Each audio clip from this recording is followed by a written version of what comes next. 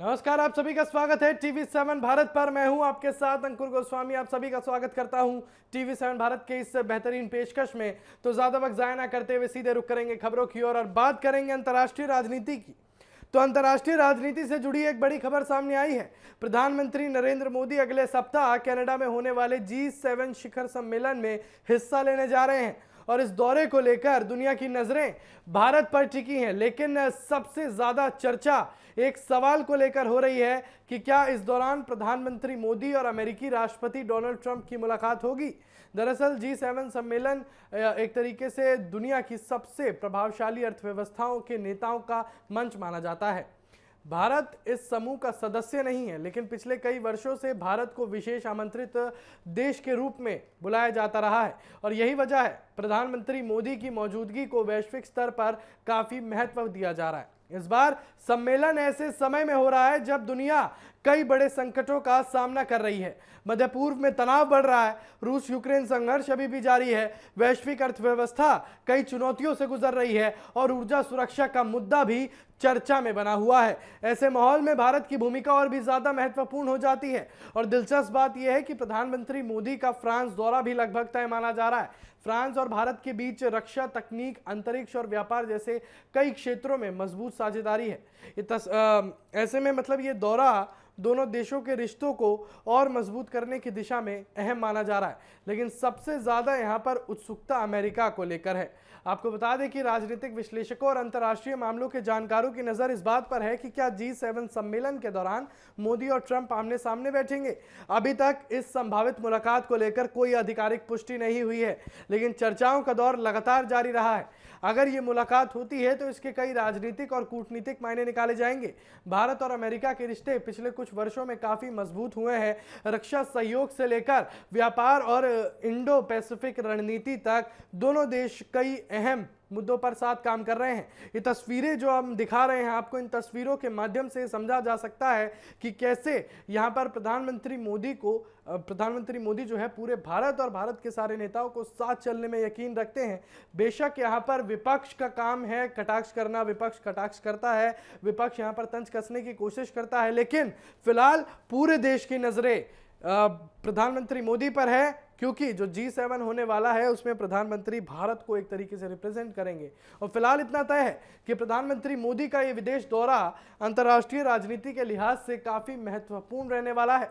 अब सबकी निगाह इस बात पर टिकी है कि G7 सम्मेलन में कौन कौन से बड़े फैसले होते हैं और क्या मोदी और ट्रंप के बीच बहुप्रतीक्षित मुलाकात हो पाती है या नहीं। चलिए इसी के साथ रुक करते हैं अगली खबर की ओर और बात करते हैं पश्चिम बंगाल की। पश्चिम बंगाल की राजनीति में इन दिनों सियासी चर्चाओं का बाजार गर्म है। एक तरफ कांग्रेस और तृणमूल कांग्रेस के संभावित विलय को लेकर अटकलें चल रही हैं, तो दूसरी तरफ तृणमूल कांग्रेस की सांसद जो एक तरीके से बताऊं काकोली घोष, जिन्होंने इस्तीफा भी दे दिया था कुछ अपनी जिम्मेदारियों से, उनका एक बयान सुर्खियों में आ गया है। उनके बयान ने बंगाल की राजनीति में नई बहस छेड़ दी है और राजनीतिक गलियारों में कई तरह के सवाल खड़े कर दिए हैं। दरअसल हाल के दिनों में ये चर्चा तेज हुई थी कि कांग्रेस और तृणमूल कांग्रेस के बीच राजनीतिक समीकरण बदल सकते हैं। कुछ रिपोर्टों में दोनों दलों के बीच नजदीकियों और संभावित विलय जैसी बातें भी सामने आई।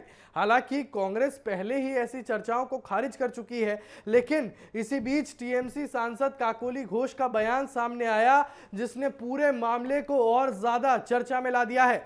काकोली घोष ने अपने बयान में कहा कि अगर देश हित और जनता के हित में जरूरत पड़ी तो राजनीतिक दलों को बड़े फैसले लेने से पीछे नहीं हटना चाहिए। और उनके बयान के बाद विपक्षी दलों और राजनीतिक विश्लेषकों ने अलग अलग मायने निकालना शुरू कर दिया है। कुछ लोगों ने इसे विपक्ष एकजुटता का संदेश बताया है, तो कुछ ने इसे सिर्फ एक राजनीतिक प्रतिक्रिया माना है। और दिलचस्प बात तो यह है कि बंगाल की राजनीति हमेशा से गठबंधन, टूट और नए समीकरणों की राजनीति के लिए जो है वो मानी जाती रही है। कभी कांग्रेस और तृणमूल साथ रहे, फिर दोनों के रास्ते अलग हो गए और आज दोनों दल राज्य में अलग अलग राजनीतिक पहचान के साथ मौजूद है। ऐसे में जब भी किसी तरह के विलय या गठबंधन की चर्चा होती है तो उसका राजनीतिक महत्व बढ़ जाता है। वहीं दूसरी तरफ बीजेपी भी इन घटनाक्रमों पर नजर बनाए हुए है। विपक्षी दलों के बीच किसी भी संभावित समीकरणों को लेकर भाजपा लगातार अपनी रणनीति तैयार कर रही है और यही वजह है कि काकोली घोष का बयान सिर्फ एक बयान नहीं बल्कि राजनीतिक चर्चाओं का बड़ा विषय बन गया है। हालांकि अभी तक तृणमूल कांग्रेस की ओर से किसी आधिकारिक स्तर स्तर पर कांग्रेस के साथ विलय जैसी किसी संभावना की पुष्टि नहीं की गई है। पार्टी नेतृत्व की तरफ से भी इस मुद्दे पर कोई स्पष्ट संकेत सामने नहीं आया। हालांकि कांग्रेस ने बोला है कि ऐसी भी कोई चर्चा नहीं हुई है, लेकिन यह कहना जल्दबाजी होगी कि बंगाल की राजनीति में कोई बड़ा बदलाव होने जा रहा है। लेकिन राजनीति में अक्सर बयान ही भविष्य की चर्चाओं की नींव बन जाते हैं और यही कारण है कि काकोली घोष के शब्दों को लेकर अलग अलग तरीके की व्याख्याएं की जा रही हैं। अब आप यहां कल्याण बनर्जी की हालत समझिए। कल्याण बनर्जी, अभिषेक बनर्जी पर जब हमला हुआ था, उसके बाद दूसरा हमला कल्याण बनर्जी पर हुआ। उसके बाद कल्याण बनर्जी अभिषेक बनर्जी के लिए आवाज उठाते हुए नजर आए। उसके बाद काकोली घोष की बात सामने आती है। काकोली घोष ने कल्याण बनर्जी पर जो है इल्जाम लगाए कि जो कल्याण बनर्जी है वो सारे महिला सांसदों के साथ या महिला नेताओं के साथ जो है बदतमीजी से पेश आते हैं, बदतमीजी से बात करते हैं। और कल्याण बनर्जी की अगर राजनीतिक महत्व बोली जाए, राजनीतिक रेपुटेशन अगर बताई जाए, तो उसको लेकर भी काफ़ी ज़्यादा अटकलें लगाई जाती हैं। विपक्ष सीधे तौर पर इनको नाटक करने वाला बोलते हैं, लेकिन यहाँ पर सबसे ज़्यादा अहम हो जाता है कि खुद की पार्टी की सांसद काकोली घोष अपने ही पार्टी के दूसरे सांसद के ऊपर इल्ज़ाम लगाती है कि इनका जो रवैया है, इनका जो बर्ताव है वो बेहद खराब है, वो औरतों को लेकर बेहद असंवेदनशील है और बहुत बदतमीजी से बात करने वाले एक नेता है। उसके बाद यहाँ पर जो है कल्याण बनर्जी आज एक ऐसी बात कह जाते हैं जिसमें वो टीएमसी से कहीं टूटते हुए नजर आते हैं। वो सीधे तौर पर ये कह देते हैं कि टीएमसी में ममता बनर्जी और अभिषेक बनर्जी की चलती है, हमारा कोई महत्व ही नहीं है। और ममता बनर्जी की तरफ उन्होंने दो टूक रख दी बात। उन्होंने सीधे ये कह दिया कि अगर टीएमसी चलाना है तो आप मुझे चुनिए या अभिषेक बनर्जी को चुनिए। ममता बनर्जी के रिश्तेदार हैं अभिषेक बनर्जी, और उसके बाद यहाँ पर महासचिव भी हैं एक तरीके से। तो यानी कि टीएमसी के, तृणमूल कांग्रेस के अभिषेक बनर्जी एक बहुत महत्वपूर्ण चेहरा है। और उसमें कल्याण बनर्जी ने ममता बनर्जी के खिलाफ और अभिषेक बनर्जी के खिलाफ ऐसी ऐसी बातें बोल दी, अहंकार जैसी बातें जो है कल्याण बनर्जी यहाँ पर लेके आए। और सीधे तरीके से ये कहा जा सकता था कि यहाँ पर कल्याण बनर्जी यहाँ पर ये दिखाते हुए नजर आए कि जो है वो भी टीएमसी से अब अलग होते नजर आ रहे हैं, क्योंकि टीएमसी से काफ़ी ऐसे नेता हैं, काफ़ी ऐसे सांसद हैं जो एक कर इस्तीफा दे रहे हैं और बागी संगठन में जो है वो जाकर मिल रहे हैं। और कल्याण बनर्जी को भी शायद यही लगा होगा कि वो भी बागी संगठन में जाकर मिल जाएंगे और उनको टीएमसी के नाम पर कोई एक अच्छा पद मिल जाएगा। लेकिन काकोली घोष के इस बयान के बाद ये समझना जरूरी है आपको कि कल्याण बनर्जी अब किस तरफ जाएंगे, क्योंकि ना इस वक्त उनको बीजेपी लेगी, ना उनको इस वक्त बागी संगठन मान रहा है, ना उनको इस वक्त टीएमसी मानेगा, क्योंकि उन्होंने अभिषेक बनर्जी के खिलाफ तो बोल ही दिया। और अभिषेक बनर्जी आज कलकत्ता पहुंच ही गए थे फर्जी हस्ताक्षर मामले में। शाम 6 बजे उनकी सीआईडी दफ्तर में पेशी थी। लेकिन उसके बाद यहां पर अभिषेक बनर्जी ने कल्याण बनर्जी के बयान तो सुने ही होंगे। अब सोचने वाली बात है कि कल्याण बनर्जी की स्थिति किसकी तरह होगी, क्या करेंगे अब आगे कल्याण बनर्जी, क्योंकि यहां पर जो तस्वीरें निकल कर आ रही है, जो तस्वीरें बयां हो रही हैं, उसमें यह कहा जा रहा है कि टीएमसी की तरफ से तो चलिए इन्होंने विध्वंस छेड़ दिया, युद्ध छेड़ दिया, लेकिन अभी बीजेपी लेने की भी स्थिति में नहीं है इनको। और उसके बाद बागी संगठन ने तो एक तरीके से इनको अलग बता ही दिया। अब बड़ा सवाल यह है कि क्या ये सिर्फ एक राजनीतिक बयान है या फिर इसके पीछे कोई बड़ा संदेश है। क्या आने वाले दिनों में बंगाल की राजनीति में नए समीकरण देखने को मिल सकते हैं, या फिर ये मामला कुछ दिनों की चर्चा के बाद शांत हो जाएगा।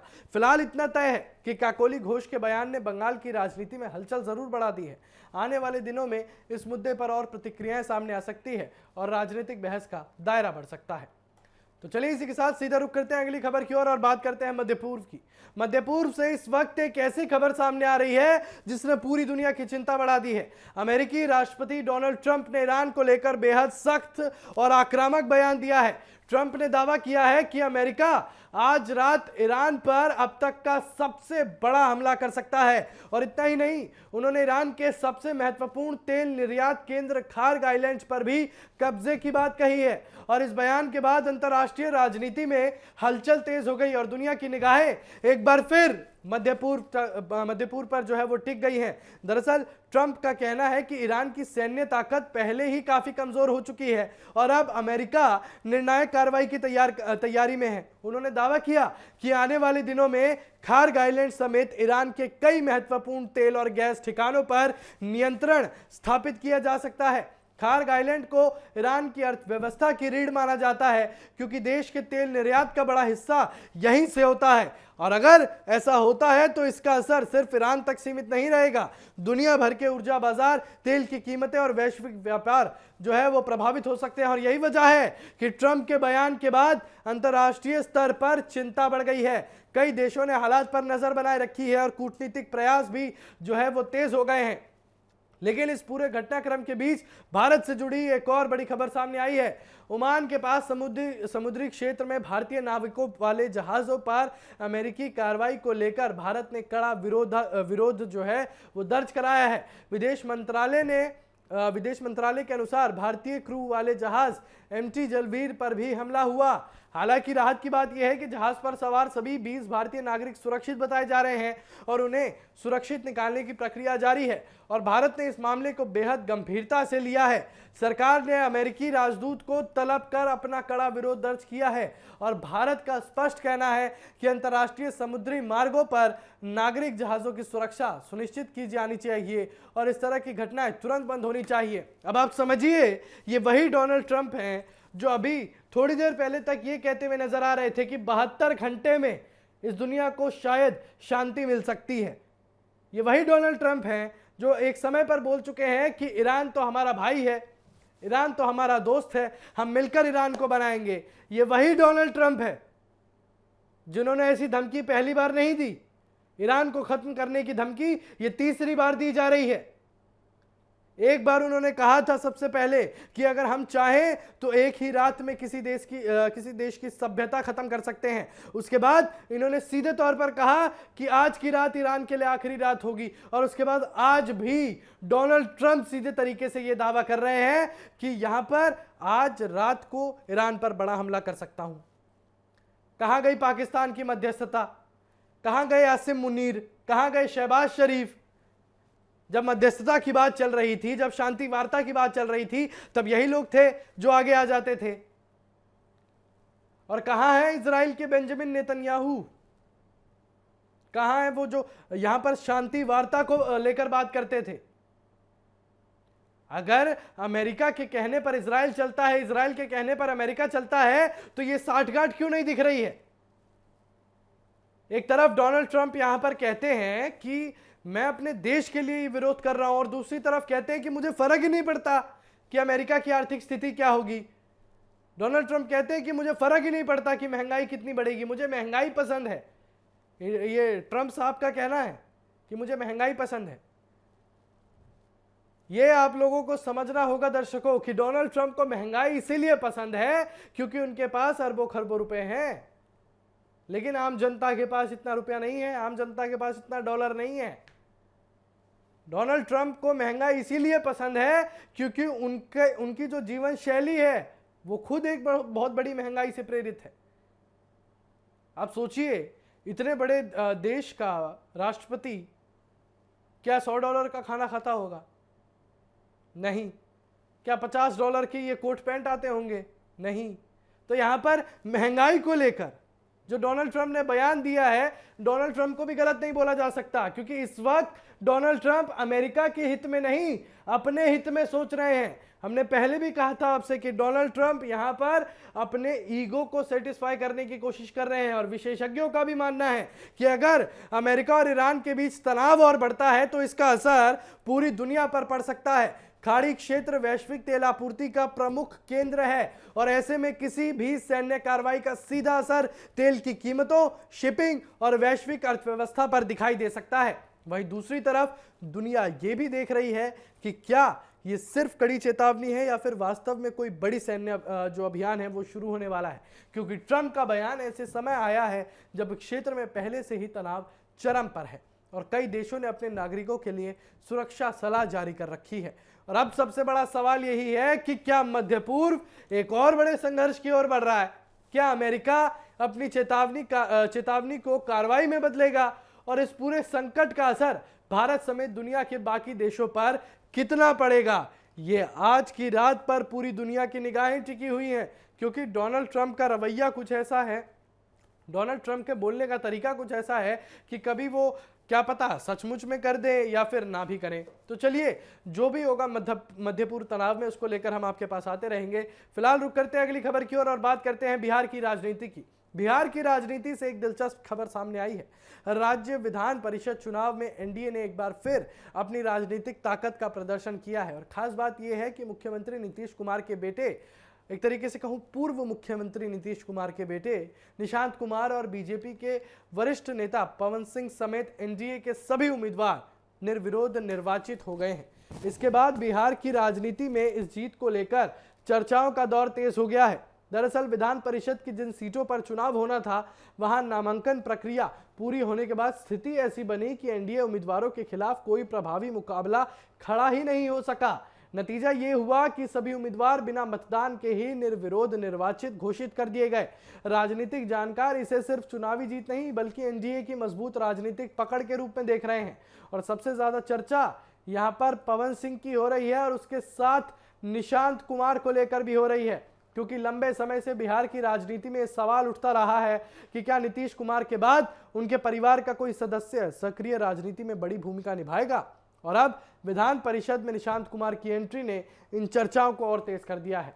हालांकि अभी तक निशांत कुमार ने खुद को पूरी तरह सक्रिय राजनीतिक चेहरा घोषित नहीं किया है, लेकिन उनकी राजनीतिक भूमिका को लेकर अटकलें लगातार लगती रही हैं और ऐसे में विधान परिषद पहुंचना उनके राजनीतिक सफर का एक महत्वपूर्ण पड़ाव माना जा रहा है। वहीं बीजेपी के पवन सिंह का निर्विरोध चुना जाना भी कम चर्चा का विषय नहीं है। बिहार में बीजेपी और जेडीयू के गठबंधन को इस नतीजे से बड़ी मजबूती मिली है और विपक्ष के लिए भी ये संदेश माना जा रहा है कि फिलहाल एनडीए राज्य की राजनीति में मजबूत स्थिति में दिखाई दे रहा है। और दिलचस्प बात यह है कि विधान परिषद के चुनाव आमतौर पर उतनी सुर्खियां नहीं बटोरते जितनी विधानसभा या लोक चुनाव, लेकिन जब किसी बड़े नेता का परिवार या कोई चर्चित राजनीतिक चेहरा चुनावी मैदान में हो तो मामला चर्चा का विषय बन जाता है और इस बार भी कुछ ऐसा ही देखने को मिला।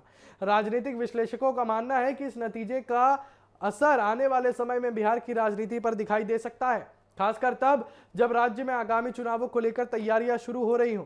एनडीए इस जीत को अपने संगठनात्मक और राजनीतिक प्रभाव की मिसाल के रूप में पेश कर सकता है। वहीं विपक्ष के सामने चुनौती होगी कि वो इस राजनीतिक बढ़त का जवाब किस तरह देता है, क्योंकि निर्विरोध जीत सिर्फ संख्या का खेल नहीं होती बल्कि ये विपक्ष की रणनीति और राजनीतिक स्थिति पर भी सवाल खड़े करती है। अब सबकी नजर इस बात पर रहेगी कि विधान परिषद में पहुंचने के बाद निशांत कुमार की क्या भूमिका रहती है।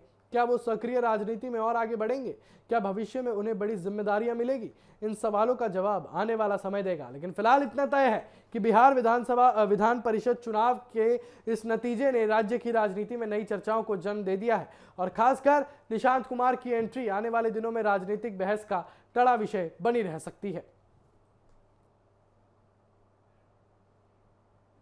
तो चलिए, फिलहाल मेरे साथ बस इतना ही और तमाम बड़ी खबरों के लिए बने रहिए TV7 भारत के साथ। नमस्कार।